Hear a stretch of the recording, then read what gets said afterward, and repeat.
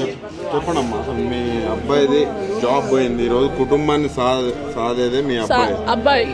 ఆ అబ్బాయి జాబ్ పోయింది, ఎట్లా మీ పరిస్థితి ఎట్లా ఉంది? పరిస్థితి ఏం సార్, ఇప్పుడు ఘోరంగా ఉన్నది పరిస్థితి. వాళ్ళకి ఏముంది సార్, తల్లి ఒకటి ఉన్నది, తల్లికి కూలి పని చేసుకుంటే వాళ్ళని జారింది. ఆయన చిన్న పిల్లగాళ్ళు అప్పుడే చనిపోయిండు, తండ్రి హార్ట్ అటాక్ వచ్చి స్పాట్లో చనిపోయింది సార్. అది ఏమున్నది కూడా చెప్పలేము మాకు.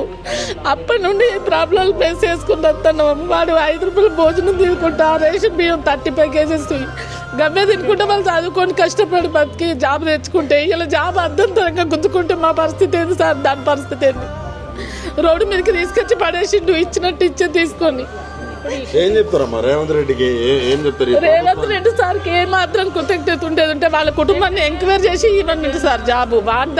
వాని మీద ఏమన్నా రిమార్క్ ఉన్నా, వాళ్ళ పార్టీకి కానీ ఏదన్నా ఆపాయం చేసినా, ఏది చేసినా మొత్తం చూసుకొని వాడు ఏమన్నా దుర్మార్గం చేస్తే అప్పుడు అనండి సార్. రేవంత్ రెడ్డికి ఏ మాత్రం న్యాయం ఉన్నదనుకుంటే ఆయన కూడా ఒక తల్లిదండ్రి బిడ్డే అయ్యేది ఉంటే ఆ బిడ్డ గురించి ఆలోచించి ఏం లేదు. బెటాలియం బయటికి రోడ్డు మీదకి వచ్చి చెప్పిన ఏ రీజన్ లేదు సార్, ఇప్పటికి కూడా ఏ రీజన్ చెప్తలేరు.